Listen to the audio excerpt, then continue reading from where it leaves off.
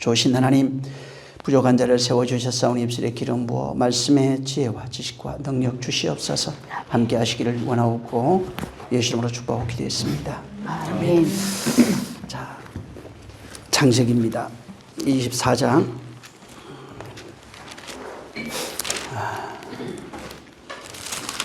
10절에서 20절 같이 한번 읽습니다. 창세기 24장 10에서 20절까지 시작.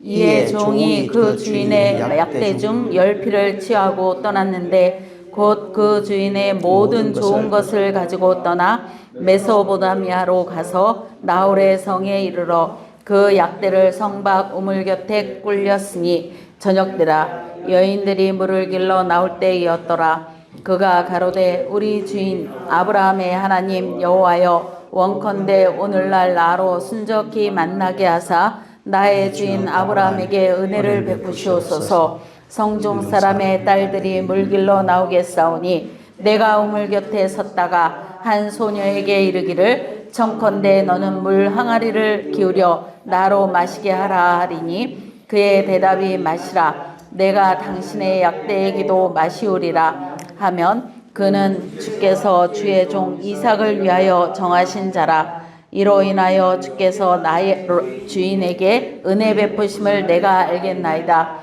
말을 마치지 못하여서 리브가가 물 항아리를 어깨에 메고 나오니 그는 아브라함의 동생 나홀의 아내 밀가의 아들 부드엘의 소생이라. 그 소녀는 보기에 심히 아릇답고 지금까지 남자가 가까이 하지 아니한 처녀더라. 그가 우물에 내려가서 물을 그 물 항아리에 채워가지고 올라오는지라. 종이 마주 달려가서 가로되 청컨대 내 물 항아리에 물을 내게 조금 마시우라. 그가 가로되 주여 마시소서 하며 급히 그 물 항아리를 손에 내려 마시게 하고 마시우기를 다하고 가로되 당신의 약대도 위하여 물을 길어 그것들로 배불리 마시게 하리이다 하고 급히 물 항아리에 물을 구유에 붓고 다시 기르려고 우물로 달려가서 모든 약대를 위하여 깃는지라. 아멘. 아멘.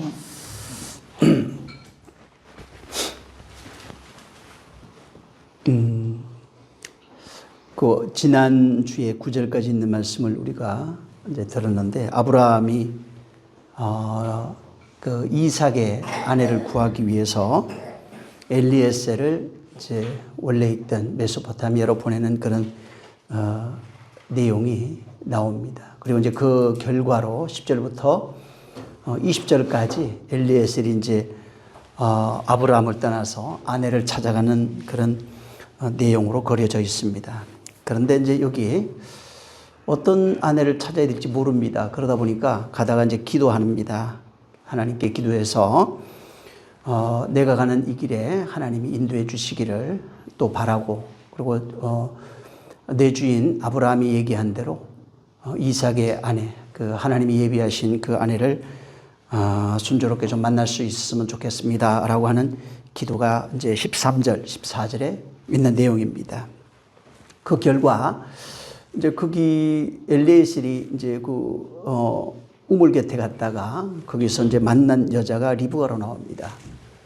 물론 뭐 저녁이니까 사실은 당시에는 우물이 있으면은 뭐 하는 여자들이 나왔을 거예요. 막 그들에게 그 동일한 얘기를 하지 않았을까라고 하는 생각이 들고, 아마 리브가가 그렇게 유일하게 자기가 기도한 대로 그렇게 행동하고 말했던 사람이 바로 리브가가 되었을 겁니다. 그래서 리브가에 대한 얘기를 여기 다른 건 각설하고 썼을 거예요. 그래서 이제 엘리에셀이 그대로 기도한 대로 13절, 14절에 기도한 내용대로 엘리에셀이 먹었을 뿐만 아니고 낙타에게도 물을 주는 그 여자가 이제 그 이삭의 아내고 하나님께 예비했던 그런 여자가 될 겁니다. 그래서 여기 잘 보면은 20절까지, 10절에서 20절까지 이삭의 아내가 되는 조건이 딱 여기 기록이 되어 있습니다. 그 내용이 13절, 14절에 있는 내용입니다. 그게 뭐냐면 자기뿐만 아니고 낙타에게 물을 줘야 되는 이야기입니다. 보통 사람들은 이 이 구절, 그 10절부터 20절에 있는 설교를 아마 한두 번은 들었을 거예요. 근데 어떤 생각을 가지고 있냐면은, 자기뿐만, 그러니까 여행자인데, 자기뿐만 아니고 낙타에게 물을 줄 수 있는 그런 여자라면은, 뭐, 심성이 아주 굉장히 곱고 착할 것이다. 그 다음에 배려심이 많은 사람일 것이다. 그래서 그런 여자라면 뭐, 무난하게 또 이삭의 아내로 선택되지 않았을까라는 그런 얘기를 많이 합니다, 주로. 근데 여기는 그 얘기가 전혀 아니에요. 도대체 왜 이 엘레이스라는 사람이 가면서 이삭의 아내를 구하기 위해서 모릅니다, 누군지도. 그래서 자기 앞날을 하나님께 의탁하고 기도하는 내용 속에 13절, 14절에 있는 내용을 잘 보면은 자기뿐만 아니고 낙타에게 물을 줄 수 있는 여자여야 돼요. 근데 그래서 낙타에게 물을 줄 수 있는 그 여자를 찾고 있는 겁니다. 그래서 이삭의 아내가 되는 조건은 분명히 여기 이제 기도한 대로는 낙타에게 물을 줄 수 있는 여자여야만 하는 겁니다. 이게 기도 내용이에요. 자, 그런데 그 낙타를 지금 이제 끌고 갑니다. 이제 그 많은 짐을 싣고 그 가장 좋은 것이라고 그랬어요. 정말 좋은 것들입니다. 이제 이게 비유하는 게 있어요, 사실은. 예수님이 이 땅에 오실 때 우리에게 주시기 위해서 가장 좋은 것을 가져온 내용을 담고 있어요, 여기는. 그래서 낙타에게 지금 짐을 실어가지고 가장 좋은 것을 주기 위해서 끌고 가는 이야기인데, 잘 보면은 낙타가 10절을 보세요. 낙타가 몇 마리예요? 10필로 되어 있어요. 10마리입니다. 응? 10마리를 끌고 갑니다. 여기 낙타라는 단어가 구약 성경에만 한 54번 정도 나와요. 근데 24장에만 20회 이상이 나옵니다. 절반 가까이가 여기서 다 나와요. 응? 자, 근데 그래서 오늘 이 굉장히 중요한 게 뭐냐면 낙타입니다. 낙타에 대한, 이 낙타는 신약 성경까지 등장을 합니다. 그래서 낙타가 가지고 있는 의미, 그 다음에 낙타에게 물을 주는 행위가 도대체 무엇인가, 또 낙타에게 물을 줄 수 있느냐 없느냐에 따라서 아마 당시에 나그네에게 물은 줬을 것 같아요. 그 나왔던 저녁에 되니까 여자들이 많이 나왔을 거예요, 물길로. 근데 유일한 조건은 낙타에게 물을 주는 그 여자만 이삭의 아내가 될 수 있는 겁니다. 자, 그래서 낙타를 좀 우리가 좀 알아봐야 되고, 그 의미, 또 10마리가 담고 있는 의미, 그런 것들도 좀 확인해 보려고 합니다. 자, 낙타라고 하는 단어는 히브리어로 가면은 가말이란 뜻입니다. 이건 전에도 한번 제가 말씀을 드렸어요. 이 가말이란 뜻인데, 이것은 뭐 무엇을 뭐 대접하다, 혹은 나누다, 나누어 주다, 무슨 행하다, 저설대다, 뭐 이런 의미를 가지고 있는 게 이 가말입니다. 그래서 이 단어가 낙타로 번역이 되어 있는데, 전에 창세기 21장 할 때 8절에 보면은 아이가 자라매 젖을떼고, 이삭이 젖을뗀 날에 아브라함이 대연을 배설하였고 할 때 그 젖을떼고가 이 가말이에요. 그 가말이란 단어를 가지고 21장 8절에는 젖을떼고 이렇게 설명을 했고, 여기서는 낙타로 설명했고, 그 다음에 그 창세기 50장 15절에 보면은 요셉이 혹이 우리를 미워하여 우리가 그에게 행한 모든 악을 다 갚지 아니할까 하고 할 때 행한이라고 하는 단어를 썼어요. 그게 무엇을 대접하고 무엇을 행하다 할 때, 행하다 하는 단어도 가말이에요. 그 다음에 민수기 17장 8절에 보면은 살구 열매가 열렸더라 할 때 열렸다고 하는 그것도 가말이에요. 이 단어가 열렸다, 젖을떼다. 그 다음에 시편 110편 7절에도 여호와께서 너를 후대하심이로다 이렇게 할 때, 후대하실 할 때 그 단어도 가말이에요. 그러니까 이 단어는 여러 가지 형태로 쓰여지고 있는데, 이제 그 사전적 의미로는 무엇을 대접하다, 나누어 주다, 행하다, 후대하다가 나누어 주다 이런 뜻이잖아요. 그 다음에 뭐 행하다, 젖을떼다 이런 의미로 쓰여지고 있는 겁니다. 자, 근데 그래서 그 가말이라고 하는 단어는 이 동사거든요. 그래서 뭐 행동하는 거예요. 젖을떼는 것, 어떤 행위에 대해서 보응하는 것, 혹은 열매가 열리는 것, 혹은 다른 사람에게 너그럽게 친주를 베푸는 이런 행위를 가리켜 가지고 이 가말이라고 하는 단어를 쓴 겁니다. 근데 행위에 대해서, 그 행위 있잖아요. 행위에 대해서 명사형으로 쓰여져 있는 것이 낙타입니다. 동사형은 금방 얘기했던 것처럼 젖을떼고 후대하고 뭐 보응하고 열매가 그 열리는 것, 다른 사람의 친제를 베푸는 것인데, 근데 이걸 행위를 명사형으로 딱 기록을 하면은 낙타가 돼버려요. 자, 그래서 레위기 11장 4절에 책임질하는 것이나 굽이 갈라진 짐승 중에서 너희가 먹지 못할 것은 이러하니 약대는 책임질을 하되 굽이 갈라지지 아니하였으므로 너희에게 부정하고 할 때 여기 가말이에요. 그래서 약대라고 할 때 낙타입니다, 이게. 그래서 행위에 대해서 어떤 명사형으로 이걸 기록했을 때 가말해서 낙타 이렇게 약대로 번역을 해놨습니다. 자, 근데 보세요. 여기 지금 레위기 11장 4절에 책임질하고 굽이 갈라진 것에 대한 얘기는 굉장히 많이 우리가 듣고 알고 있고, 책임질하는 것은 정하다고 그랬는데 책임질을 해야 되는데 반드시 굽이 갈라진 것만 정한 거예요. 그래서 이건 부정한 게 뭐냐면 책임질을 하지 않는 돼지 같은 건 부정한 거예요. 그 다음에 굽이 책임질을 하는데 굽이 갈라지지 않은 것은 부정한 거예요. 근데 그 동물이 바로 낙타입니다. 낙타는 책임질을 해요. 근데 굽이 하나예요. 이건 굽이 갈라진 짐승이 아니에요. 그래서 성경에 율법에는 이 낙타는 부정한 짐승이다, 굽이 갈라지지 않아서 부정한 짐승이다 이렇게 얘기했어요. 그래서 먹을 수 없는 동물이에요.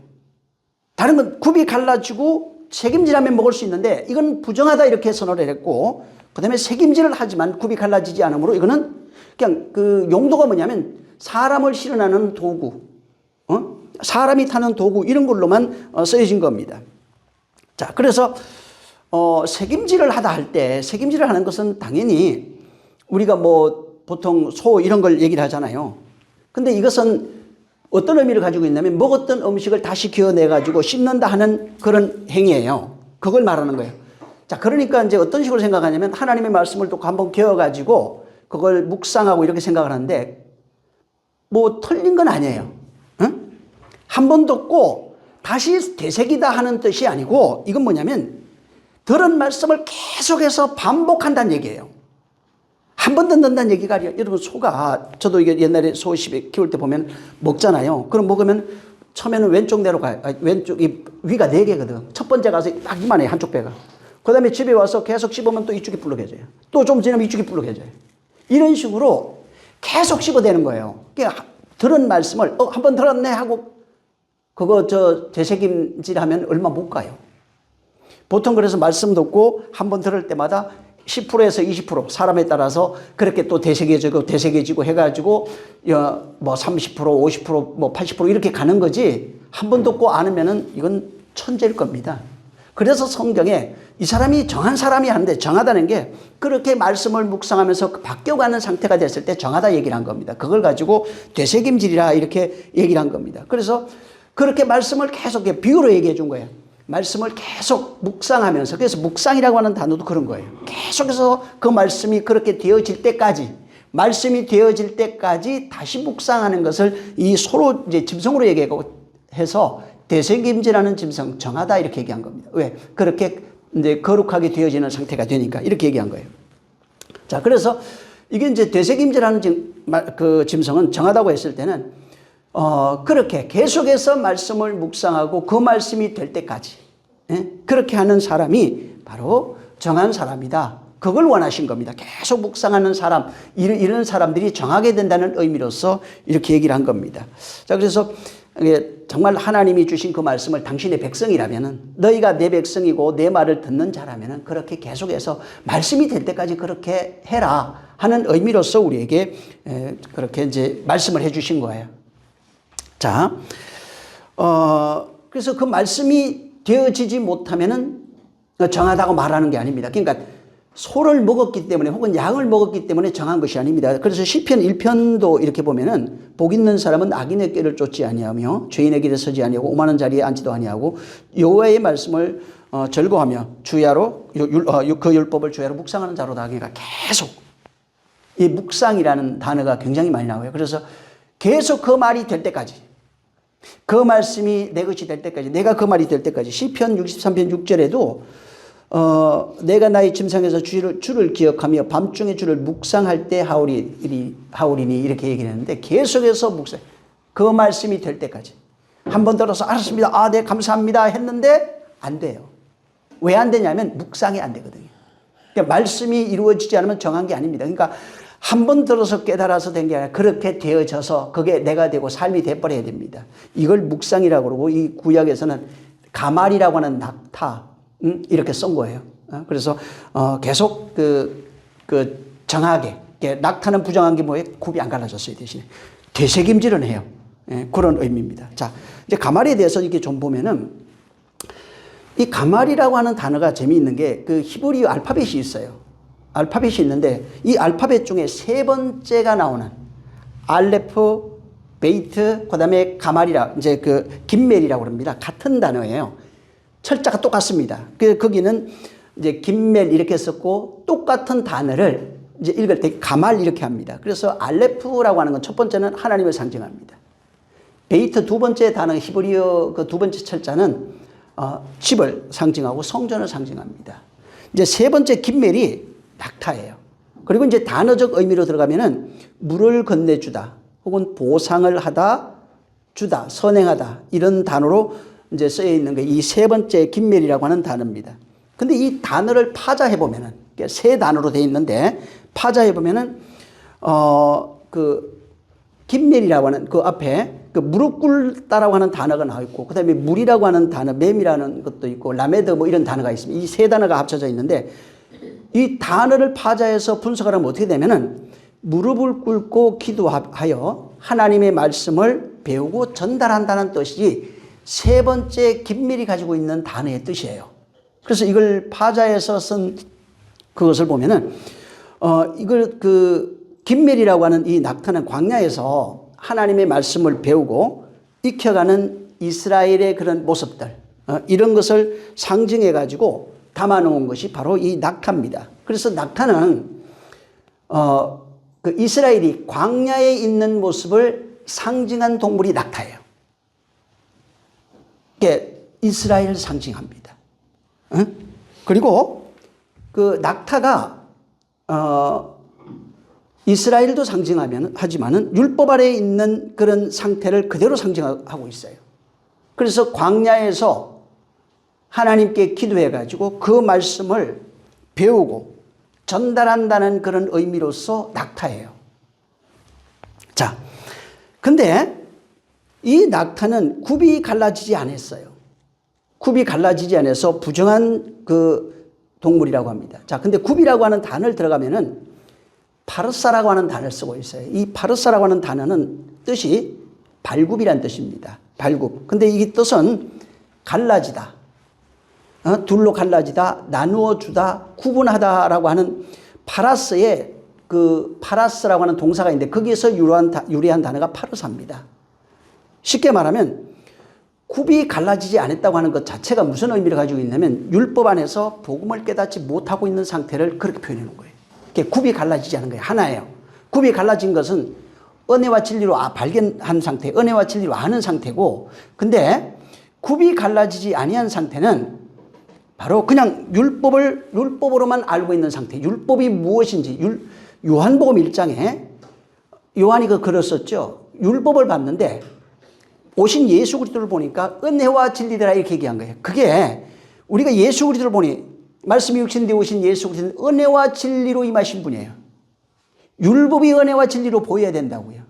근데 은혜와 진리로 보이는 것이 아니라 그냥 율법으로 보이고 있는 상태를 말하고 있는 겁니다. 그래서 굽이 갈라지지 않았다는 것은 그냥 율법이 겉으로 보여지고 있는 상태, 율법이 담고 있는 그 은혜가 뭔지, 하나님의 은혜가 뭔지, 또 율법이라고 하는 것이 그 안에 있는 율법이 담고 있는 그 안에 생명이라고 하는 것을 발견하지 못한 상태, 이런 상태를 가리켜 가지고 굽이 갈라지지 않은 상태다. 혹은 그 식물을 먹는데 양식으로 먹지 못하는 상태예요. 그러니까 율법을 먹고 있는데 그걸 생명으로 먹지 못하고 있는 그런 상태, 그리고 생명을 누리지 못하고 있는 상태를 전부 다 이렇게 굽이 갈라지지 않았다 이렇게 이제 한 것입니다. 자, 근데 이스라엘 백성이 애굽에서 출애굽을 하고 난 이후에 말씀을 받은 장소가 어디예요? 광야입니다. 응? 이 광야예요. 응? 그러면은 그 광야에서 하나님의 말씀을 주셨는데 그럼 말씀을 깨달아야 되는 장소는 또 어디예요? 광야입니다.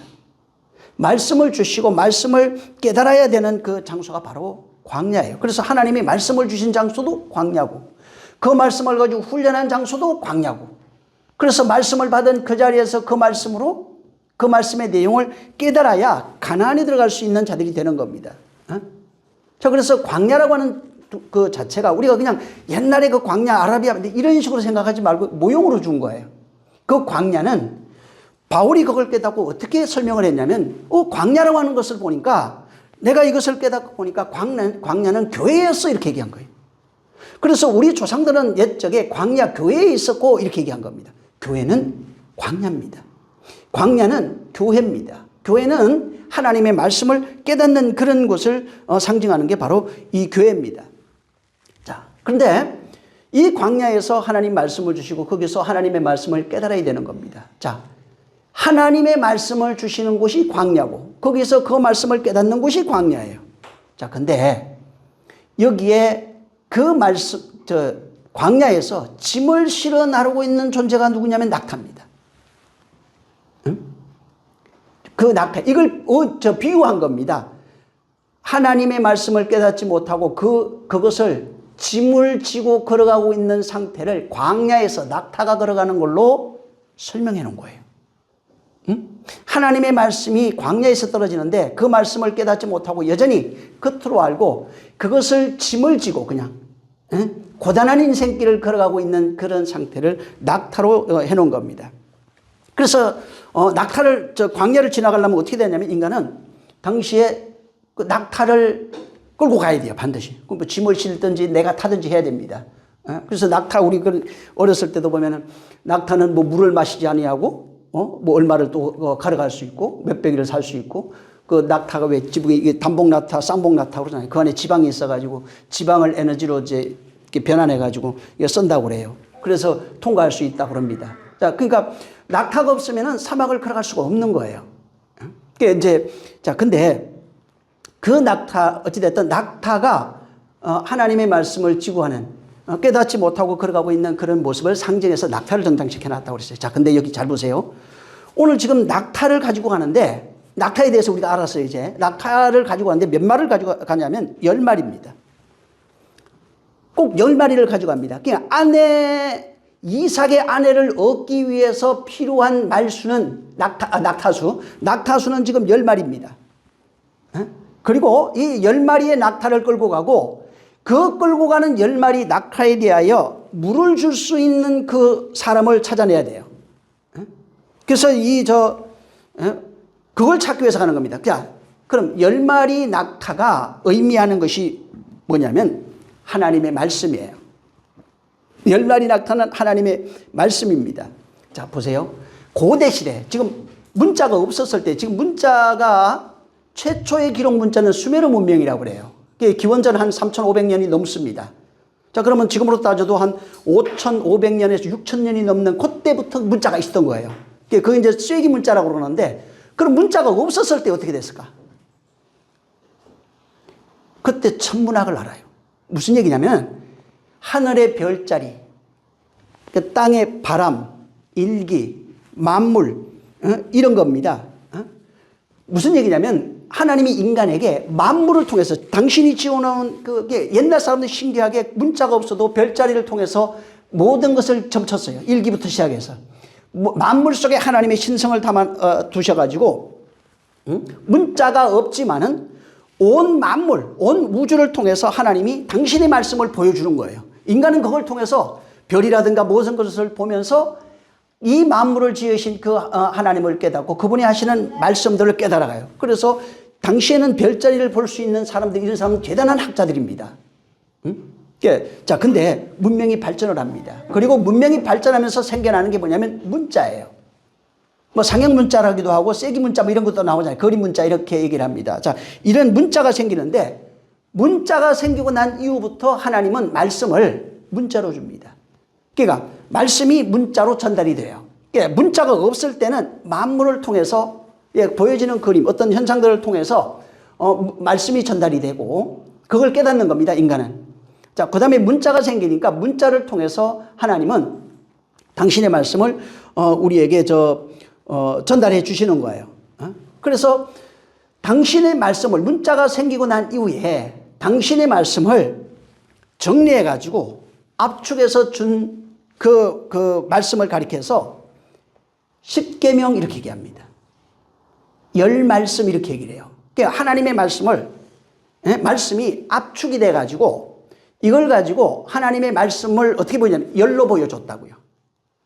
이 열이라고 하는 것을 구약의 십계명이다 이렇게 얘기를 합니다. 그러니까 열로 하나님의 말씀이 문자로 바뀌어서 열 말씀으로 보여진 것을 십계명이라고 한다고요. 자, 이제 잘 이해해야 되는데 십계명은 하나님의 말씀을 10개로 나누어서 정리한 게 아니에요.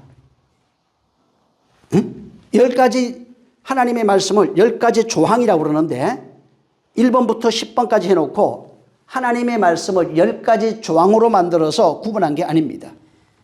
이게 무슨 말이냐면 십계명은 열의 말씀이라고요. 그냥 10가지 조항을 말하는 게 아니고 열의 말씀이라는 겁니다. 말씀을 열로 줬다고요. 10으로 줬다고요.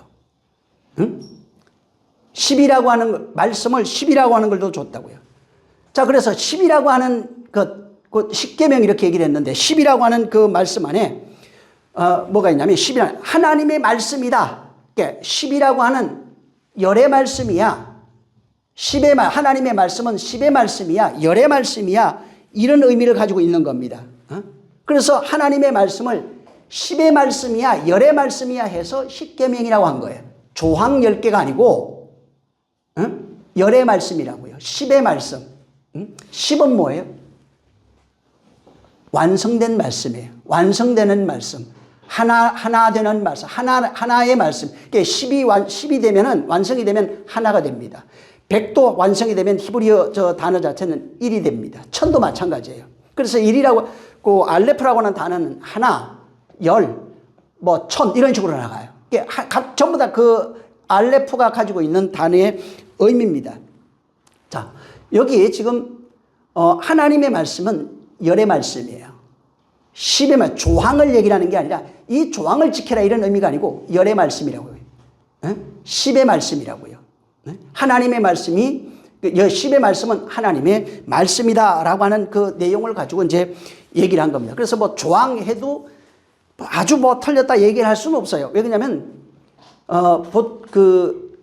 출애굽기 20장에 열의 말씀을 가지고 사람들이 그것을 이렇게 지켜야 할 율례와 법도로 만들어 버렸어요. 근데 지켜야 율례와 법도가 아니라 열이라고 하는 말씀을 깨달으면 지켜야 할 율례와 법도 조항으로 보이는 게 아니고 하나 되는 말씀, 열의 말씀으로 보이는 거예요. 예? 열로 완성되는 말씀으로 보여지는 겁니다. 그래서 하나님의 말씀이 열이다 이렇게 얘기를 한 겁니다. 자, 낙타와 열의 말씀은 다른 게 아니라 낙타로 비유되어 있는 아직 말씀을 깨닫지 못한 우리 인생들입니다. 하나님의 말씀이 열로 내려왔는데 열이라고 하는 걸로 하나님의 말씀이 열로 나타났어요. 그리고 그 열로 나타난 하나님의 말씀이 열로 나타난 그 10의 말씀을 그 내용을 깨닫지 못하고 등에 짐을 지고 걸어가고 있는 인생들이 광야에서 낙타로 짐을 지고 가고 있는 모습이다 이렇게 얘기한 겁니다. 그래서 수고하고 무거운 짐을 내려놓으라 하는 말씀도 다 그거예요. 그 다음에 낙타가 좁은 문으로 통과할 때 짐을 내려야 된다는 것도 전부 다 그겁니다. 그러니까 열로 주신 하나님의 말씀을 그토록 깨닫고 걸어가고 있는 상태가 되면 광야에서 낙타가 짐을 싣고 가는 상태가 되고 그 말씀을 깨달아서 내 것이 되면 낙타가 짐이 없이 두 발로 가는 정한 짐승이 되는 겁니다. 그래서 낙타가 무거운 짐을 싣고 걸어가는 인생들의 모습을 낙타가 광야를 짐을 싣고 걸어가다 이렇게 비유한 겁니다. 자, 근데 여기 10절에 지금 그 엘리에셀입니다. 이 사람이 여기서부터는 어떤 일을 하냐면 사도 역할을 합니다. 그래서 이 사람이 열을 가지고 있어요. 10마리를 가지고 거기다가 온갖 좋은 모든 것을 싣고 갑니다. 예수 그리스도입니다. 이 사도 역할, 선자 역할을 하고 있는 겁니다. 자, 그래서 이제 실제 엄밀히 말하면 이 사람이 낙타라고 표현했기 때문에 진리의 말씀은 아니에요. 진리의 말씀은 아니고 율법의 말씀입니다. 근데 이제 모형이기 때문에 이런 식으로 해놓은 겁니다. 그래서 엘리에셀이 낙타 열을 가지고 열에다가 침을 가득 실은 거예요. 열 안에는 진리가 있어요. 열 안에는 생명이 있어요. 에? 이 내용을 여기다가 모형으로 이렇게 비유로 해놓은 겁니다. 짐을 가득 싣고 메소포타미아는 지금 이 세상입니다. 구약적 시각으로 보면 출애굽 시각으로 보면 애굽이에요. 애굽으로 간 거예요. 쉽게 말하면 메소포타미아로 간 겁니다. 거기서 신부 찾는 이야기를 여기다가 이제 그려놓은 겁니다. 자, 그래서 이거는 예수 그리스도께서 이 땅에 십으로 오셔서 열의 말씀 율법으로 오셔서 율법을 완성하시고 거기 안에 있는 생명을 우리에게 건네주는 그 내용을 메타포한 겁니다. 그래서 예수 그리스도께서 이 땅에 신부 찾으러 오시는 내용이 이거예요. 지금 10절부터 있는 얘기는 예수 그리스도께서 당신의 신부를 찾아오시는 내용을 가지고 이 엘레이스라는 사람과 이삭의 아내를 찾는 리브가를 찾는 그 내용을 여기다가 20절까지 이렇게 넣어놓은 겁니다. 자, 근데 신부를 찾는 조건이 있는데 여기 신부를 찾는 자격이 신부의 자격이죠. 이게 뭐냐면 낙타에게 물을 줄 수 있느냐 없느냐 여기에 달렸어요. 낙타에게 물을 줄 수 있어야 되는 겁니다. 응? 자, 하나님의 이 낙타에게 물을 줄 수 있다고 하는 그 의미가 뭐냐면 하나님의 열의 말씀이라고 그랬죠. 하나님이 주신 말씀이에요. 이 말씀을 우리가 이제 보통 구약의 율법이라고 그럽니다. 자, 율법의 내용을 깨달아서 열이라고 하는 그 십계명, 열의 말씀을 그것을 깨달아서 그것을 알아보고 그것을 나누어 줄 수 있는 존재를 말하고 있는 겁니다. 여기 지금 낙타에게 물을 줄 수 있는 존재는 뭐냐면 하나님이 광야에 주신 그 열의 말씀이에요. 여기에 담겨 있는 그 내용, 그 안에 있는 은혜와 진리입니다. 이것을 깨달아서 낙타에게 물을 줄 수 있는 그 사람이 되면은 그리스도의 신부가 되는 겁니다. 근데 이 존재를 여기는 누구라고 표현하냐면 리브가입니다. 리브가가 이것을 깨닫고 해놓은 겁니다. 실제 이 사건은 그대로 신약에 다시 메타포되어 있어요. 모양이 달라졌는데 거기는 조금 다릅니다. 요한복음 4장에 예수님이 물을 주는 그 이야기를 거기다가 그대로 다시 해놓은 겁니다. 자, 일단 여기 창세기 여기 보면 24장 한번 여기 11절만 한번 읽어보시겠어요? 먼저 여기를 보고 한번 보겠습니다. 자, 시작. 그 양떼를 성과 우물 곁에 굴렸으니 저녁 때라 여인들이 물을 길러 나올 때였더라. 예. 자, 낙타를 성 밖에 우물 곁에 굴렸는데 저녁 때입니다. 그 다음에 저녁 때 이제 여자들이 물을 길러 나올 그때라 이렇게 얘기한 겁니다. 자, 지금 엘리에셀은 성 밖에 우물 곁에다가 낙타를 굴쳤어요. 응? 사실은 아직 이거는 뭐냐면 진리를 모르고 있는 상태예요. 하나님의 말씀이 뭔지를 모르고 물을 마셔야 돼요. 낙타는 물을 마셔야 돼요. 근데 아직 먹지 못한 상태예요. 그래서 그 곁에 이제 꿀쳐 있는 장소예요. 우물에 대해서는 여러 번 제가 말씀을 드렸는데 성경에서 우물이 상징하는 장소는 뭐냐면 신부가 신랑을 만나는 장소 혹은 신랑이 신부를 만나는 장소 이런 장소로 쓰여지고 있는 것이 우물입니다. 그리고 그래서 우물이 또한 가지고 있는 특징 중에 하나가 물이에요. 그 안에 생수, 생명 이런 것을 상징해서 우물이라고 하는 단어를 쓴 겁니다. 그래서 우물이라고 하는 단어를 들어가면 베에르라고 하는 단어를 쓰는데 이게 우물 혹은 구덩이라는 뜻입니다. 그래서 이 베에르는 구덩이라고 하는 단어 속에도 물이 있는 구덩이가 있고 물이 없는 구덩이로 구별이 됩니다. 그래서 그때 물이 있으면 우물로 설명하고 물이 없을 때 그냥 구덩이 이렇게 이제 표현을 해놨어요. 자, 근데 이 11절에는 우물을 베에르라고 하는 단어를 번역했어요. 근데 재미있게 13절에도 나와요. 이 13절에도 여기에 성중 사람들이 물 길러 나올 때 내가 우물 곁에 있는데 할 때 그 우물은 다른 단어예요. 11절에는 베르라고 하는 단어를 썼는데 같은 우물인데도 여기는 아인이라고 하는 단어를 썼어요. 자, 근데 자 보세요. 우물은 어떻게 되냐면, 자, 땅을 파요, 사람이. 땅을 파가지고 구덩이가 생깁니다. 자, 이때는 아직은 우물이 아니에요. 그냥 구덩이라고 그래요. 근데 거기에 땅을 팠는데 물이 고여버렸어요. 그러면 우물이 돼요. 우물은 땅을 파서 물이 없는 상태는 그냥 구덩이가 되고, 여기서 물이 고입니다. 그러면 이제 물이 고인 상태가 딱 되면 베르예요. 물이 있으면 우물이에요. 물이 없으면 구덩이에요. 그래서 그 내용을 좀 봐야 됩니다. 그러니까 베르는 지금 여기는 물이 있는 상태를 가리켜서 베르라고 쓴 거예요. 자, 이제 아인이 있는데 아인 단어를 들어가면 어떻게 해요? 눈이라는 뜻이고, 그 다음에 우물, 그 다음에 샘물이라는 뜻입니다. 같은 의미로 쓰여져요, 이게. 그러니까 눈, 그 다음에 샘물, 우물이라는 뜻입니다. 자, 히브리 사람들이 눈이라고 하는 단어 아인을 쓰는데, 이 아인을 쓰면서 여기에다가 우물, 그 다음에 샘물, 이렇게 썼어요. 그러니까 눈이 지금 우물이나 구덩이라고 하는 단어, 그 베르인데, 그 다음에 저 우물이라고 하는 단어와 같이 쓰고 있는 겁니다. 왜 그렇게 같이 쓸까요? 왜 그러냐면 눈에서 눈물이 나기 때문에 그래요. 물이 나와요. 눈도.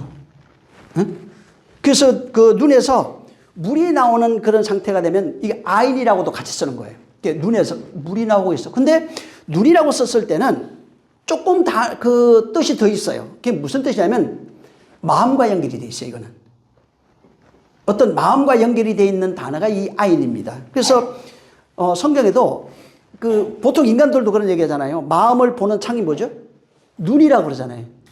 그 눈을 보면은 그게 좋아하는지 싫어하는지 다 나와요. 부담스러운지 이렇게 다 나와요. 그 눈 속에 그게 다 있는 거예요. 그러니까 눈을 통해서 이거는 마음을 보는 창입니다. 그 마음의 상태가, 그 사람의 상태가 성경에도 뭐 악독한 눈, 뭐 흙인 눈 막 이런 게 나오잖아요. 그 마음의 상태를 눈으로서 그렇게 표현해낸 거예요. 눈 자체는 마음을 보여주는 그런 창입니다. 자, 근데 그 눈을 통해서 뭘 보냐? 마음 속에 지금 생명이 있느냐 없느냐를 보는 거예요. 진리가 있느냐 없느냐 그걸 보는 거예요. 그럴 때는 아인을 쓰는 거예요. 아인은 마음에, 눈을 통해서 그 마음에 생명이 있는지 없는지, 진짜 물, 생수가 있는지 없는지 그것을 보게 할 때 아인이라고 하는 단어를 쓴 겁니다. 그러니까 아인을 통해서 물이 마음에 있어, 생수가 있어, 진리가 있어, 이걸 볼 때 아인이라고 하는 겁니다. 그래서 마음과 눈을 같은 그 단어로 이렇게 사용하고 있는 겁니다. 자, 그래서 창세기 3장 5절에도 보면 너희가 그것을 먹는 날에는 너희 눈이 밝아할 때 눈이라고 하는 단어가 아인이에요. 그래서 뭘 먹었는데 선악과 먹었잖아요. 먹는 날에 눈이 밝아져 버려요. 선악을 분별할 줄 아는. 창세기 6장 8절에도 노아는 여호와께 은혜를 입었더라 했는데 그 깨라고 하는 단어가 아인이에요. 눈으로 돼 있어요, 그게. 예?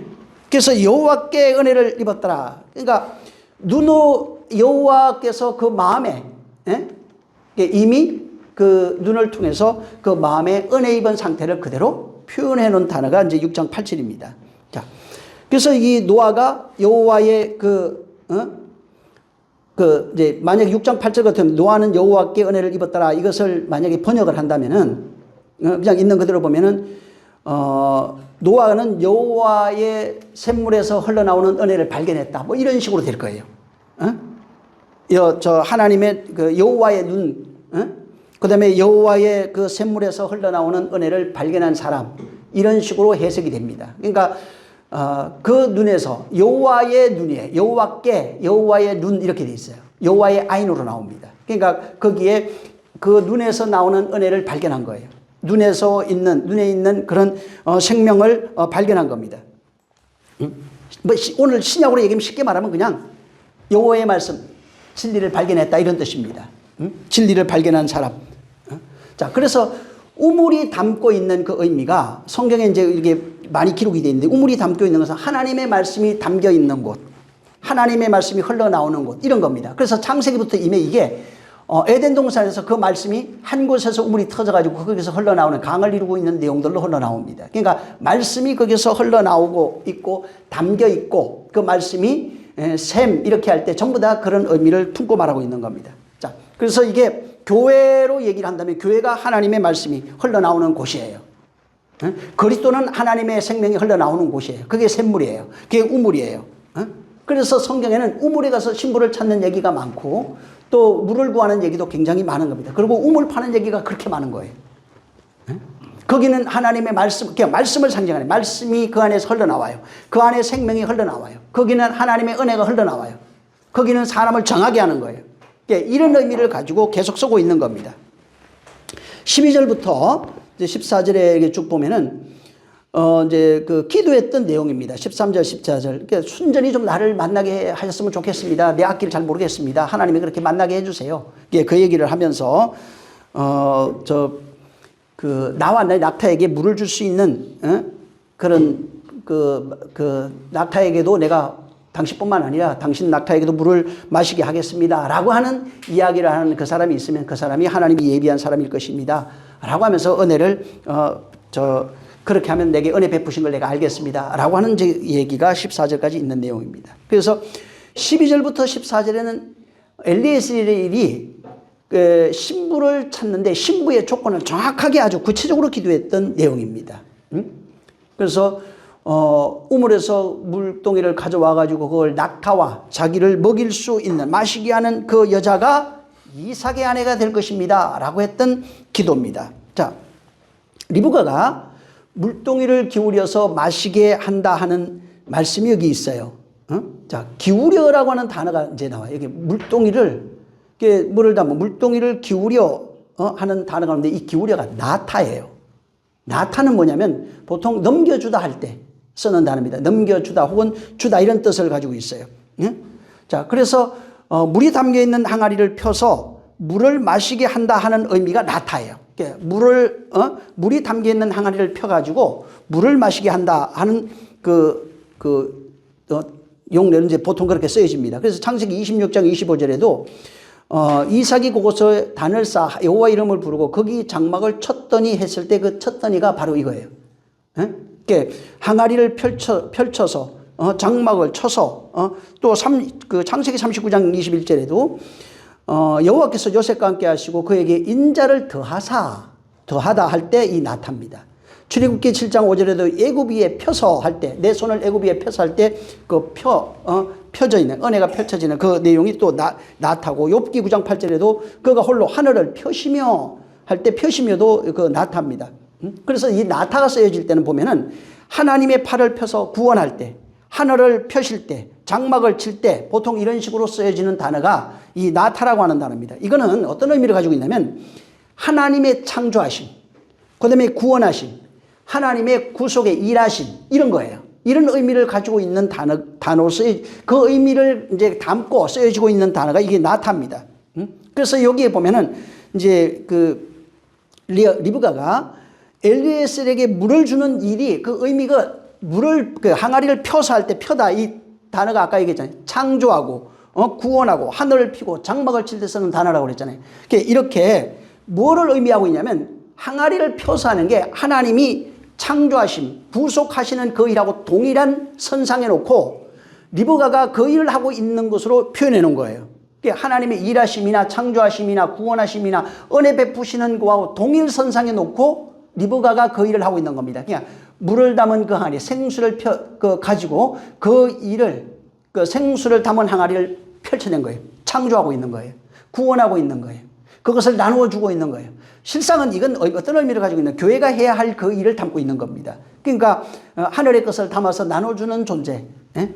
그래서 그 토기장이 바울도 토기장이 얘기를 했고 또한 귀히 쓰이는 그릇 대한 얘기도 해놓은 겁니다. 그러니까 어떤 것을 담아서 어떻게 펼치냐에 따라서 어떤 이는 귀한 것이 되는 거예요.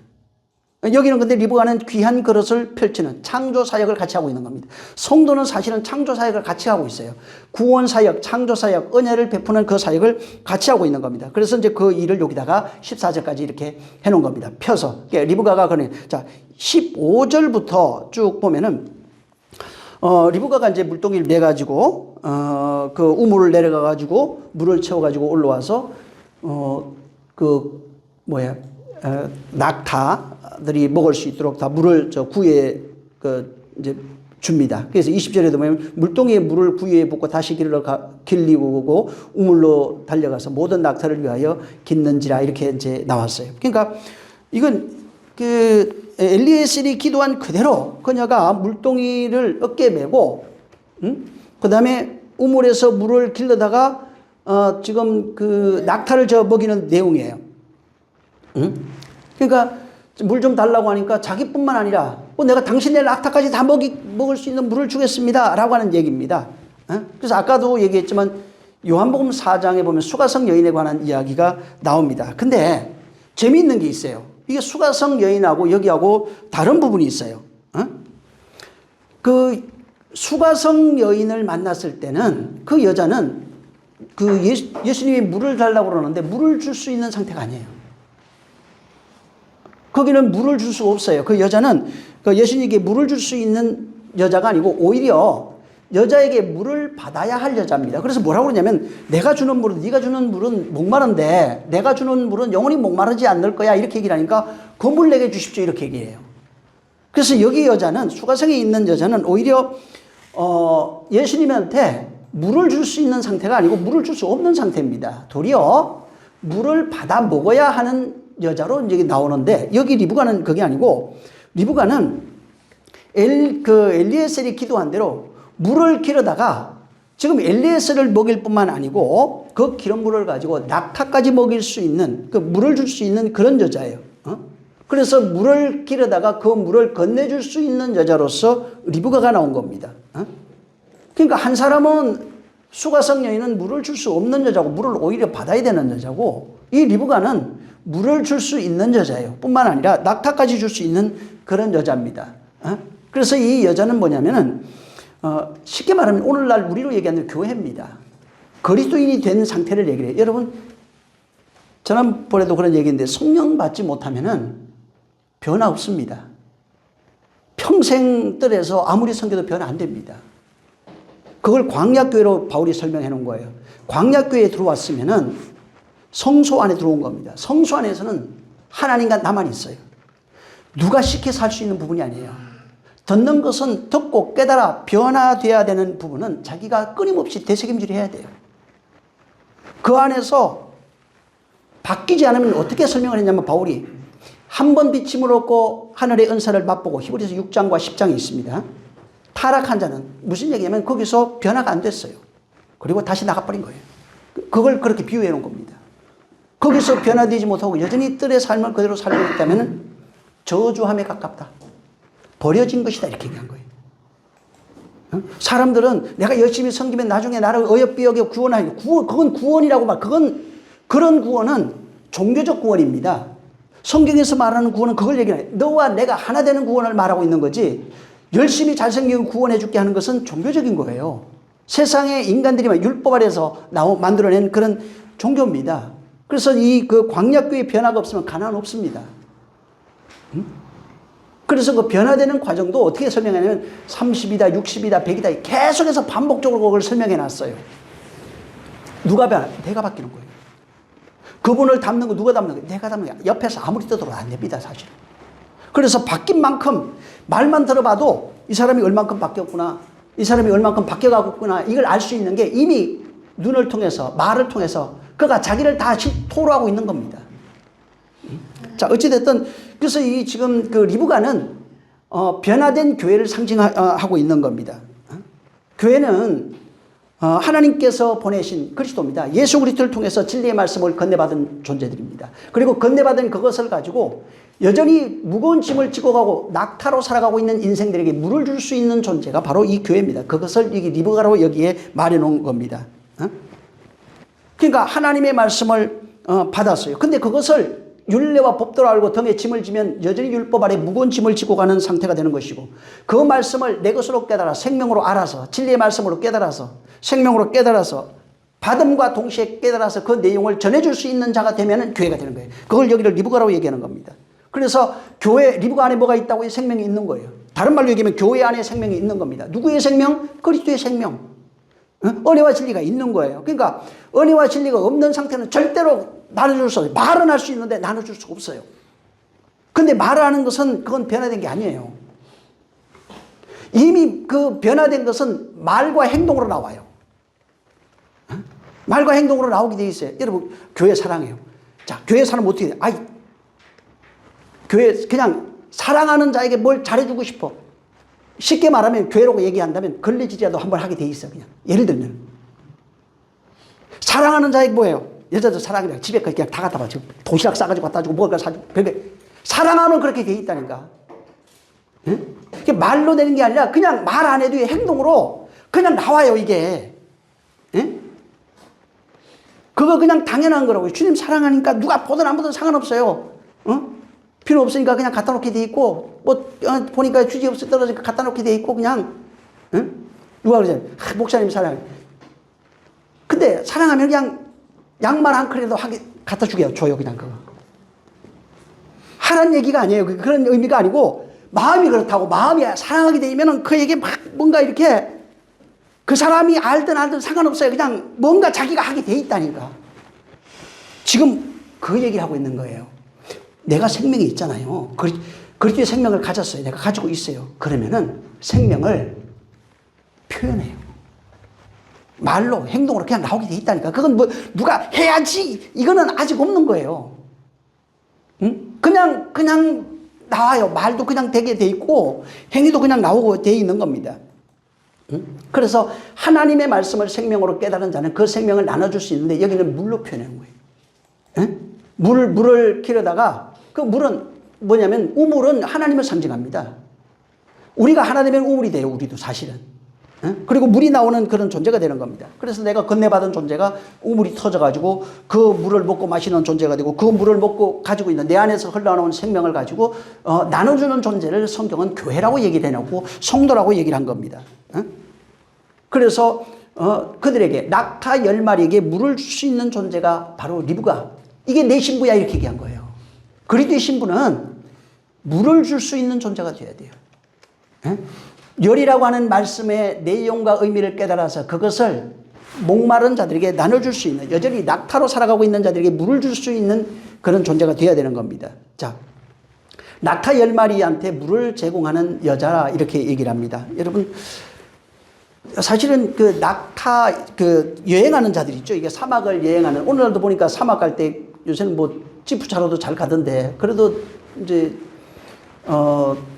그 옛날 걸 좋아하는 사람은 낙타를 타고 이제 여행을 하기도 합니다. 자, 그래서 낙타를 타고 가면서 여행을 할 때 이제 여행자들은 반드시 물을 찾아가야 돼요. 물이 있는 곳이 아니면 반드시 거기를 거쳐 이렇게 갑니다. 뭐 그럴 때는 오아시스라기도 하고 물이 나오는 어떤 것을 그 베두인족은 보니까 물 나오는 데를 너무 잘 알더라고요, 이 사람들이.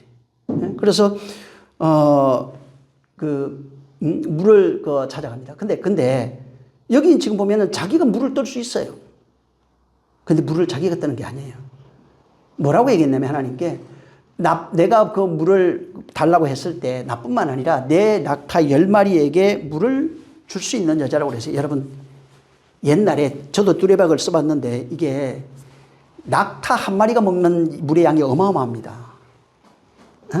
최소한 내가 보기에는 10마리 먹이려면 최소한 10번은 왔다 갔다 해야 될 거예요. 항아리로 그것도. 요새처럼 뭐 가죽 푸대도 아닐 거고. 그런 항아리라고 분명히 해놨잖아요. 그걸 지고 우물까지 내려가서 우물도 우리가 생각하는 이 우물 아니에요. 그런데 이 사막에 있는 우물은 요새는 보니까 발달해갖고 나무로 해갖고 이렇게 두레박처럼 해놨더라고. 거의 그 분명히 이렇게 파가지고 이 나선형으로 내려가 있어요.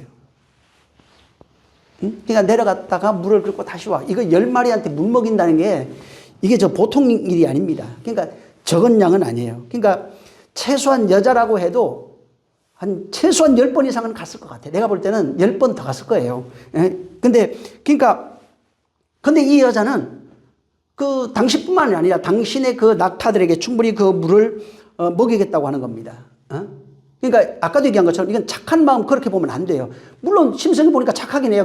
그냥 보여지는 것은 뭐 그렇죠. 그런 의미를 가지고 지금 말씀하고 싶은 것이 아닙니다. 그게 아니라 10마리의 낙타에게 충분히 물을 먹일 수 있는 말씀을 가지고 있는 존재라는 뜻입니다. 그것을 상징해 놓은 거예요. 그러니까 10마리의 낙타를 충분히 나그네에게 이 세상 나그네로 살아가는 모든 자 그들에게 물을 먹일 뿐만 아니라 낙타, 수고하고 무거운 짐을 지고 살아가는 모든 자에게 충분히 물을 먹일 수 있는 정도의 그런 생수를 은혜와 진리로 진리로 가지고 있는 그런 존재를 이렇게 모형해 놓은 겁니다. 그러니까 신약으로 얘기하면은 예수 그리스도의 은혜의 말씀이 그에게 충분히 있다는 얘기예요. 물을 나눠줄 수 있는, 생수를 나눠줄 수 있는, 당시 사막을 배경할 때 낙타 이런 거는 물이 없는 곳이라는 뜻입니다. 그러니까 이 사람은 물을 나눠줄 수 있는 충분한 그런 말씀을 가지고 있는 존재를 이렇게 표현해 놓은 겁니다. 그러니까 10마리가 되는 낙타에게 물을 줄 수 있는 그 여자, 열 말씀이라고 율법을 열로 표현해 줬어요. 10이라고요. 율법의 말씀이 열이에요. 열의 말씀이 뭐냐면 진리를 알으라고 건네주신 말씀이 열의 말씀이에요. 진리를 깨달으라고 전해준 말씀, 생명을 깨달으라고, 그 안에 있는 하나님의 은혜와 진리를 깨달으라고 전해준 말씀이 열이라고요. 그걸 십계명 이렇게 표현하는 겁니다.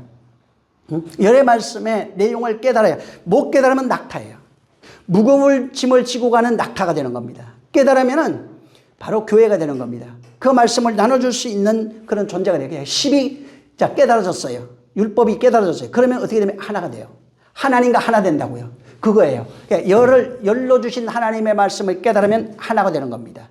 그 깨달은 상태를 은혜와 진리라고 말합니다. 은혜와 진리가 되면 생명이 있다고 얘기를 하고, 그 다음에 영광이 있다고 얘기하고, 빛이 있다고 얘기를 하고, 이런 식으로 신약에 여러 가지 말씀을 해놓은 겁니다. 그래서 열이라고 하는 말씀은 계명으로 얘기하면 어떻게 되냐면 지켜야 될 말이라 이런 뜻이 돼요. 계명으로 얘기했을 때는. 그러니까 너희가 이렇게 지켜야 돼. 그러니까 이걸 지켜야 돼 한다는 게 이게 들어가 보면 또 지키다 또 들어갔을 때 어떻게 되면 행하다 이런 뜻으로 되어 있는데, 지켜야 될 말이 뭐냐면 행하여 완성되는 말씀이라 이런 뜻을 가지고 있어요. 그러니까 인간이 육신으로 지키다 이런 뜻이 아니라 그 말의 내용을 깨달은 것입니다. 그러니까 열이 하나로 완성되어진 하나님의 말씀, 하나님의 언약을 상징하는 거예요. 그러니까 열이라고 하는 게 말씀이고 그것이 완성되면 하나라는 겁니다. 이렇게 완성된 것을 다시 설명하기 위해서 완성된 내용을 11조 10의 하나 이렇게 얘기한 거예요. 그걸 마지막 하나 에스카토스 고드란테스라고 하는 단어를 써놨어요. 그러니까 마지막 하나 그 10의 하나 이런 겁니다. 그러니까 양식으로 완성되어진 하나님의 말씀, 생명으로 완성된 하나님의 말씀, 이게 마지막 하나예요. 그걸 마지막 사랑이라고 얘기를 했고 또 마지막 하나 이렇게 얘기를 한 겁니다. 그걸 하나님이 받는다고요. 그러니까 열로 준 하나님의 말씀이 하나로 너로 완성되어 있는 상태가 생명이다, 빛이다, 그리스도인이다 이런 식으로 얘기를 한 겁니다. 그래서 하나님의 열로 주신 하나님의 말씀, 열로 나타난 하나님의 말씀은 예수 그리스도예요. 말씀 육신 되오신 예수 그리스도예요. 그가 완성하셨어요, 하나로. 그래서 그로 말미암아 우리에게 건네진 하나님의 말씀, 열로 건네진 하나님의 말씀이 그분과 내가 하나로 완성됐어요. 그분으로 완성된 것이 그분이 내게 임함으로 또 나로 완성이 된 거예요. 그게 마지막 하나예요. 그러니까 열이 하나 돼야 된다고요. 10이라고 하는 것이 하나님의 말씀이에요. 열의 말씀이라고요. 열로 주신 그 말씀이 하나로 완성이 되면 11조예요.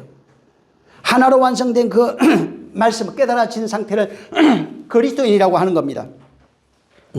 그래서 마지막 하나로 완성된 게 11조 이렇게 얘기를 했는데 요한복음하고 요한 1, 2, 3, 4 여기는 어떻게 표현해놨냐면 그거를 하나님의 사랑 이렇게 얘기한 겁니다. 마지막 하나가 뭐냐면 사랑이에요.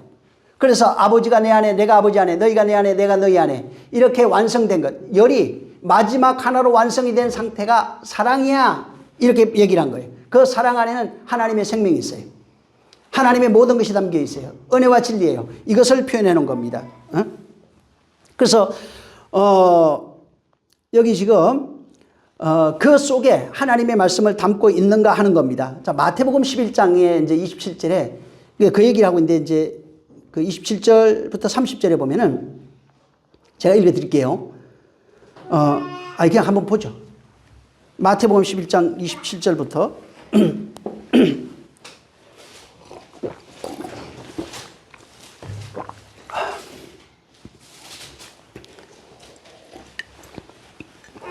30절.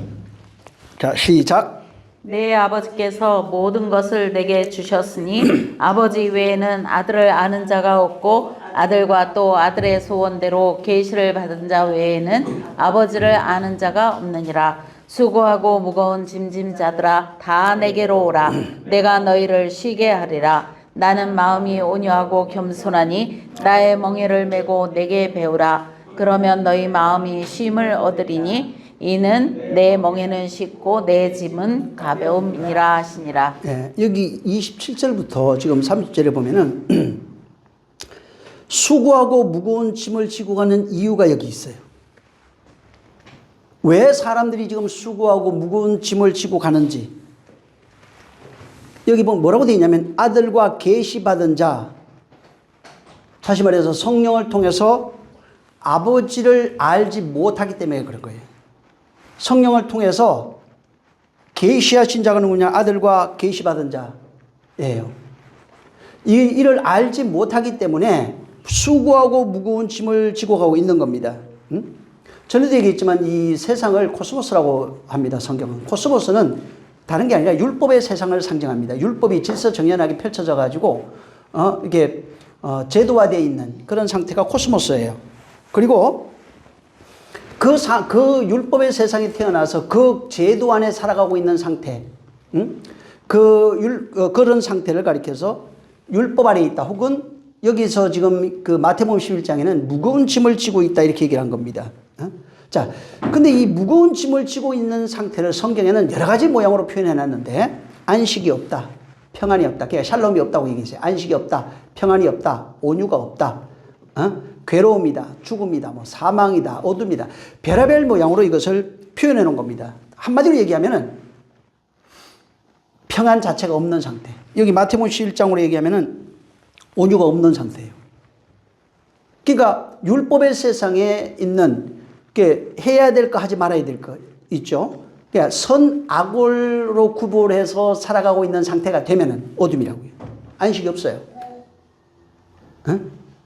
이 상태가 되면은 아무것도 아니에요. 그냥 그저 성경대로 보면 저 무거운 짐을 지고 가고 있는 낙타의 삶을 살아가고 있는 겁니다. 자, 근데 이 세상에 누가 오냐면 율법이신 이가 오셨어요. 율법으로 오신 이가 예수 그리스도예요. 예수는 내가 진리다 이렇게 얘기하죠. 겉으로 보이지는 건 그냥 율법이에요. 그 안에 진리가 있는 거예요. 그래서 내가 이르는 말이 영이요 생명이다 이렇게 얘기하는 겁니다. 그러니까 보여지는 예수, 그분은 나사렛 예수는 율법으로 오신 분입니다. 우리가 보여질 그분은 율법이에요. 자, 근데 우리하고 똑같은 무거운 짐을 지고 있는 줄 알았는데 그분은 무거운 짐이 없어요. 그분은 은혜와 진리로 임하신 분이에요. 그 안에는 생명이 충만하신 분이에요. 자, 그래서 그분이 율법으로 오셔서 보이는 자들에게 율법이 어떻게 완성되는지를 보여줬는데 십자가에 죽는 겁니다. 자, 율법이 완성되려면 어떻게 된다고요? 십자가에 죽어야 돼요. 그래서 예수님이 뭐라고 하냐면 너희는 나와 같이 죽어야 된다고 얘기한 겁니다. 자, 오늘날 기독교인들이 안 죽으려고 그러죠? 죽는 게 뭐냐면 자기 생각이 죽어야 돼요. 자기 뜻이 죽어야 돼요. 그걸 옛사람이 죽었다 바울이 표현한 겁니다. 죽어야 됩니다. 부활하려면 반드시 죽어야 돼요. 다시 살려면 죽어야 돼요. 영생에 들어가려면 죽어야 돼요. 근데 육체가 죽는 걸로 생각해요. 육체가 아닙니다. 예수님은 육체가 죽지만 우리는 혼이 죽어야 돼요. 그래서 그분이 율법이신 그분이 십자가에서 율법을 완전케 하기 위해서 죽은 거예요. 그래서 죽으실 때 다 이루었다. 다 완성했다. 하라고 한 거 다 이루었습니다. 이렇게 얘기를 하는 겁니다. 자, 이루어서 그분이 이제 열매를 가지고 들어가야 된다고 그랬잖아요. 속죄에 대해서는 바울이 어떻게 설명했냐면 당신의 피로써 영원한 제사장, 대제사장의 하늘 성소에 들어가 피를 뿌림으로 우리의 속죄를 이루셨다 이렇게 얘기한 겁니다. 자, 근데 열매는 없어요 아직. 그건 열매를 얘기를 하는 게 아니에요. 속죄에 대한 얘기입니다. 자, 그런데 그분이 한 알의 밀알이 떨어져 많은 열매 맺는다고 얘기했잖아요. 당신으로 말미암아 많은 열매가 들어간다는 겁니다. 속죄를 통해, 그 속죄는 그분이 영원한 속죄를 이루셨고, 그래서 율법이 십자가에 죽으면서 완성된 겁니다. 자, 그리고 그가 죽고 이제는 영원한 한 알의 밀알이 떨어져 많은 열매를 맺기 위해서는 그분이 다시 임하셔야 돼요. 그래서 내가 갔다가 다시 온다는 말을 너희에게 들었으나 이렇게 얘기한 겁니다. 그래서 성령이 오셨을 때 내가 너희 안에 있는 것을 너희가 알리라고 그랬어요. 자, 그가 영으로 부활하고 난 죽음에서 다시 살아났어요. 자, 10계명이잖아요. 열의 말씀을 죽음에서 다 완성시켜버린 거예요. 자, 완성하신 내용은 은혜와 진리라고 말합니다. 은혜와 진리를 가지고 성도에게 임해가지고 은혜와 진리가 성도와 하나 되면 11조예요. 그걸 부활이라고 그래요. 육체의 부활을 말하는 게 아니에요. 그러니까 은혜와 진리로 임하신 그분, 그리스도가 머리가 되신 그분이 머리가 되면, 오늘날 성도들이 아직 머리가 안 돼 있어요. 그분이. 내가 머리가 됐다가 교회 오면 그분이 머리가 됐다가 집에 가면 내가 머리가 됐다가 다시 또 그분이 머리가, 이게 계속 반복되고 있는 겁니다. 자, 근데 그분이 머리가 되면은 11조가 돼요. 그걸 마세라라고 하는 단어를 써놓은 거예요. 11조. 그래서 그분이 수고하고 무거운 짐이, 내가 머리로 살아갔을 땐 수고하고 무거운 짐을 지고 살아가고 있는 인생들이지만은, 근데 그가 머리로 오시면 어떻게 되냐면 수고하고 무거운 짐을 다 벗어버릴 수 있다는. 그리고 내 멍에, 은혜와 진리의 멍에는 가볍다는 겁니다. 그래서 내 멍에를 매라는 거예요. 네 멍에 말고, 율법의 멍에 말고 은혜와 진리를 멍에를 매고 바로 내게 배우면은 너희가 쉼을 얻는다, 안식을 얻는다, 이렇게 얘기를 한 겁니다. 결국은 교회가 가야 하는 그 방향, 교회의 모습을 고스란히 담고 있는 겁니다. 그분이 오셔서 교회와 하나 돼서 교회된 성도된 그를 말합니다. 그러니까 그를 교회라고 합니다. 그분이 머리가 되어 있는 그 교회를 말합니다. 그래서 교회라고 할 때는 천국과 동일선상이 없고, 이 구약으로 하면 가나안하고 동일선상이라는데 동일한 게 하나 있어요. 나는 너희 하나님이 되고 너희 내 백성이 되리라는 거예요. 그러니까 가나안엔 누가 없냐면 통치자가 없어요. 누가 통치자냐면 하나님만이 우리 하나님이 되어야 돼요. 그걸 상징해 놓은 겁니다. 근데 사람들이 왕 달라고 그랬잖아요. 그게 사울왕이에요. 인간이 세우는. 그러니까 왕이 없어야 돼요. 오늘날 사람들이 자꾸 목사 왕 세우려고 그러잖아요. 목사도 죽고 자기도 죽어요. 왕이 없어요. 누가 왕이에요? 그리스도만 왕이 되는 겁니다. 그래서 그리스도가 왕이 됐을 때 뭐라고 얘기를 하냐면 무거운 짐을 벗었다. 안식이다. 자유다. 이렇게 얘기를 하는 겁니다. 그래서 교회는 하나님이 받으시는 기뻐하는 11조가 뭐냐면, 11조를 드리라고 그랬잖아요. 내 것이라고 그랬어요. 그리스도와 하나 되어져 있는 그의 은혜와 진리로 완성하신 그분이 죽고 율법을 완성하셔서 은혜와 진리로 완성하신 내용은 우리예요. 율법을 완성하시기 위해서 영원한 속죄를 이루어 죽어서 하늘 성소에 들어가셨고, 그 다음에 그가 다시 와서 바로 많은 열매를 맺는다고 했을 때 그가 우리 안에 임하셔서 우리로 은혜와 진리가 증명이 돼야 된다고. 내가 은혜와 진리라고 말만 해야 되는 게 아니고, 은혜와 진리가 어디 있어요? 나로 증명이 돼야 된다고요. 그분은 죽었어요. 부활하신 내용이 나로 증명되는 거예요. 말만 해서 아무 소용없는 거예요. 은혜와 진리입니다. 어쩌라고요? 어디 있어요? 내가 은혜와 진리가 나로 증명이 돼야 되는 거예요. 그래서 은혜와 진리로 되어진 존재가 누구냐면 나예요. 나를 하나님이 받으시는 많은 열매라고 말하는 겁니다. 그걸 교회라고 말하는 겁니다. 그래서 교회는 하나님이 주신 그 은혜와 진리, 마지막 하나입니다. 마지막 사랑이라고 그래요. 사랑으로 완성되어진 존재를 교회라고 그러고, 그 교회가 해야 할 일에 대해서 리브가로 이렇게 여기는 본문에는 표현해 놓은 겁니다. 그래서 바울 서신 이런 데 보면은 교회는 정결함과 성결함, 온유함, 성숙함, 이렇게 거룩함 이렇게 많이 나왔잖아요. 이게 교회의 본질이라고요. 교회는 우리가 거룩해야지, 이거 행위가 아니에요. 절대 아니고 하나님이 보시는 거룩이에요. 여러분 성경에 하나님 눈 나오잖아요. 눈이 나오는데 눈으로 보다 하는 것들이 굉장히 많아요. 근데 이 보다 하는 이것들이 뭐냐면 우리가 보는 그런 개념을 말하는 게 아니라 봤을 때 두 가지로 나와요. 구별이 되는데 첫 번째는 거룩함과 신령함과 온유함과 이렇게 나가요. 하나는 더럽고 추하고 악한 죄 이렇게 나가요. 그래서 하나님이 기쁘다, 온전하다, 깨끗하다 하는 건 전부 다 이거예요. 응? 하나님의 말씀이 되어져서 그 말씀으로 되어진 그 상태를 그렇게 표현하는 겁니다. 그래서 하나님이 거룩하다 했을 때 누구를 상징하냐면 우리예요.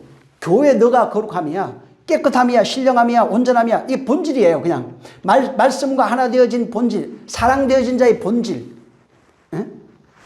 교회 되어진 자의 본질, 그리스도와 하나 된 자의 본질이 바로 그런 거라고요. 이건 뭐냐면 하나님의 말씀, 10이라고 하는 말씀이 진리로 깨달아져 가지고 그 말씀들이 겉으로 보여지는 것이 아니라 안의 내용을 담은 존재, 하나님의 마음을 담은 존재. 마태복음 5장으로 얘기하면은 하나님의 마음을 담아서 그 마음이 되어진 존재. 그래서 내 마음이 네 마음이고 네 마음이 내 마음인 존재.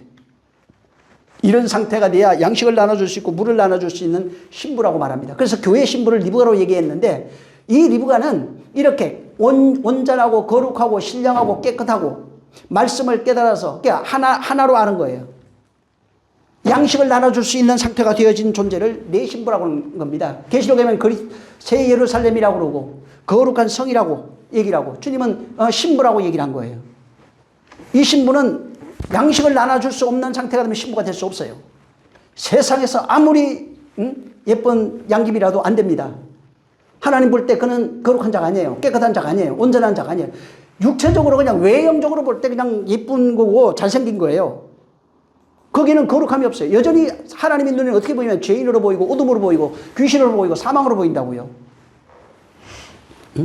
그래서 말씀이 되어진 그 존재를 사랑이라고 하고 여기는 신부를 찾아오는 모습을 통해서 그 신부의 상태를 여기가 이게 내 신부야 이렇게 얘기를 한 걸 리브가로 표현해 놓은 겁니다. 계시록 21장 2절에 가면은 거기는 새 예루살렘으로 표현해 놨어요. 교회의 신부가 하늘로부터 내려오는 남편을 위하여 단장된 것은 새 예루살렘 성이다. 아니 무슨 돌덩이가 신부겠어요. 그건 그냥 모형으로 해놓은 거라고요. 말씀이 되어진 그 존재, 진리가 되어진 그 존재. 여긴 리브가로 얘기를 한 겁니다. 그래서 말씀이 되어진 그 존재, 말씀을 낼 수 있는 그 존재, 새 예루살렘 성이라고 말하는 겁니다. 그래서 예루살렘도 들어가 보면 그냥 그 원문에 어떻게 되어 있냐면 히브리는 예루샬라임이라고 하는 단어를 써놨어요. 이건 이제 우리가 이게 번역해가지고 여기는 예루살렘 이렇게 얘기를 했는데 이 단어는 두 단어가 합쳐져 있어요. 예루엘과 샬렘이라고 하는 단어가 합쳐져 있는데 예루엘이라고 하는 단어가 또 두 단어로 합쳐져 있어요. 이건 뭐냐면 야라와 엘로 나눠져 있어요. 야라는 뭐냐면 던지다. 그 다음에 비를 내리다 이런 뜻이고 엘은 하나님이에요. 그래서 이게 예루살렘을 보면은 야리, 그 다음에 엘, 샬렘이라고 하는 단어 이 세 단어가 합쳐져 가지고 예루샬람이라고 하는 단어를 써요. 그냥 이렇게 단순히 분석해 보면 어떻게 되냐면 하나님이 가로쳐 던져서 샬렘을 완성하다, 보상하다 이런 뜻이에요. 그러니까 하나님이 던져서 완성하시는 내용이에요. 무슨 얘기냐면 율법이라고 하는 이 세상입니다. 이 세상에 하나님의 생명을 던지는 거예요. 하나님의 말씀을 던지는 거예요. 그리고 던져진 그 말씀에 의해서 완성되어진 어떤 존재가 되면은 예루살렘이라고 하는 단어를 쓴 겁니다. 그 예루살렘이 되면 거기가 내 신부야. 거기는 내가 거할 곳이야. 거기가 내 성전이야. 여러 가지 모형으로 얘기하는 겁니다. 말씀을 던져서 완성하신 그 존재를 예루살렘이라고요. 새 예루살렘이라고 그래요. 사람들은 하나님 말씀을 들으면 어떻게 되냐면 계속 행하려고 그래요. 육신으로 어떻게든지 좀 지켜보고 행해보려고 그래요. 하나님이 그걸 요구하는 게 아니라고요. 그거를 낙타라고요. 수고하고 무거운 짐을 지고 가고 있는 그런 모습이라고요. 자, 근데 여기 본문에 오늘 낙타 10마리에게 물을 주는 리브가의 모습은 교회로 완성된 자의 모습이에요. 이게 내 신부야 이렇게 얘기한 겁니다. 그래서 이 세상 역사 속에 하나님께서 10의 말씀을 던졌다고요. 하나님의 말씀을 여기에 던져놓은 겁니다. 그리고 그 말씀을 던졌는데 그 말씀으로 말미암아 그 말씀의 의미와 내용, 그 속에 담기는 의미와 내용을 깨달아서 양식으로 받고 그걸 깨달은 상태를 양식이라고 합니다. 양식을 먹었다 이렇게 얘기해요. 깨달아서 양식을 먹은 그런 상태를 여기는 본문에는 리브가라 표현했고 다른 여러 가지 성경에는 새 예루살렘 성경, 온전해진 상태, 거룩한 자, 의인 혹은 신부 이렇게 얘기를 한 겁니다. 그래서 하나님이 이미 이때부터 내 교회는 이런 거야. 이렇게 완성되어진 존재를 신부라고 할 거야. 그리고 내가 그를 찾아서 내게로 돌릴 거라고요. 나와 같이 있게 될 자가 누구냐면 리브가 같은 자라고요. 양식이 뭔 줄 알아요. 물을 길러서 줄 수 있는 존재, 생명을 나눠줄 수 있는 존재를 말하는 겁니다. 그래서 이미 우린 이 신약으로 얘기하면 완성되어진 교회입니다. 여러분들이에요. 이가 교회의 신부라는 겁니다. 그리고 교회의 신부는 양식을 나눠줄 수 있는 거예요. 열이라고 하는 것이 무엇인지 알고 그 열에게 물을 줄 수 있어요.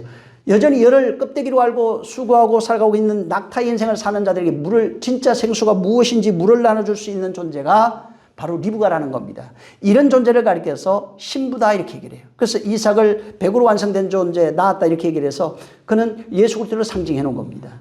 그리고 그의 신부들도 이렇게 그 말씀, 물을, 낙타들에게 물을 줄 수 있는 존재가 되면 그의 신부가 된다라고 하는 내용을 여기다가 집어넣고 바로 예언적 계시로서 이렇게 여기 설명해 놓은 겁니다.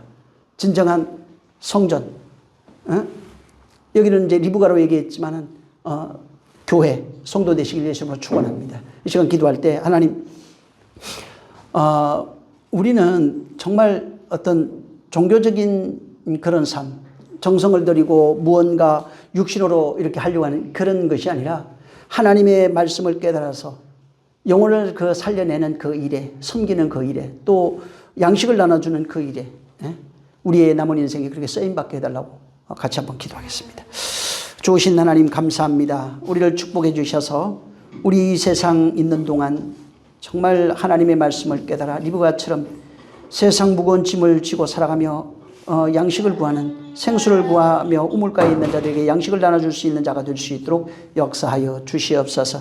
주님이 함께 하심으로써 모두 성령 충만하게 하시고 저 성령 충만함으로 그리스도를 아는 자, 또한 그리스도를 증거해 줄 수 있는 자, 온전한 신부들이 되게 하여 주시옵소서. 그리스도의 신부를 찾으러 오셨다 하셨고 또한 내 신부는 이러한 자라 하셨사오니 나와 하나 된 그가 내 신부라고 하셨사오니 정말 그는 온유한 자고 자유한 자고 온전한 자라 하셨사오니 그렇게 사랑된 자들이 되게 하여 주시옵소서. 함께 하시길 원합니다. 예수님을 기도했습니다. 하늘에 계신 우리 아버지여, 이름이 거룩히 여김을 받으시오며 나라에 임하옵시며 뜻이 하늘에서 이룬 것 같이 땅에서도 이루어지리이다. 오늘날 우리에게 일용할 양식을 주옵시고 우리가 우리에게 죄진 자를 사하여 준 것 같이 우리 죄를 사하여 주옵시고 우리를 시험에 들게 하지 마옵시고 다만 악에서 구하옵소서. 나라와 권세와 영광이 아버지께 영원히 있사옵나이다. 아멘. 감사하신 주여, 사랑하는 자들을 기억하시기를 원합니다. 진실로 저들 마지막 하나 사랑되어 하나님께 영광 돌리는 자들이 되게 하여 주시옵소서. 역시 모든 것을 벗어버리게 도와주시옵소서. 자, 우리 모든 영광 하나님께 드리겠습니다. 수고 많이 하셨습니다.